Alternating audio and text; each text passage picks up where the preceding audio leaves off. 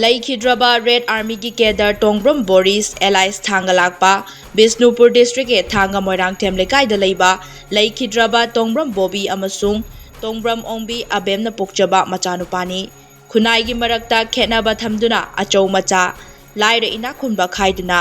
Amana Amabu Hantana Yengbagi Chatnabi Asibu Semdoktuna Leibak Miyam gi Thabak Tauningbagi Ihul Ama Loinaraktuna India gi Loilam Lengake Miot Minaidage Ning Tamba Chaukhatpa Manaba Kunai Ama Puraknabagi Damak Ning Tam Yawol Chathariba Prepakta Marup Tongbram Borish na Yaurake Red Army 53 Base ki Basic Military Training Fanglaba Matungda Party gi Cadre Ama Oina Army number 24085330 piduna wasak lauraba matung masak thokpa Red Army ama oirake Marup Tongbram Borish Thangalakpa Imalaipa Kangleipak po thamoi sengna nungsijaba apunba Kangleipak ki khanba amasung mathak thongba sengge yathang ngakna chatpa honaba kanba masak thokpa achangba yelomi amani athauba asina manung matam chadana leikhidaba asida Prepak amasung Masagi Lanmee SHANGLUP Red Army na awangba thakta ikai khumnaba uchabaga loinana imung manung mari mata sagai natai amade marup mapang singna thengna horiba awabadasu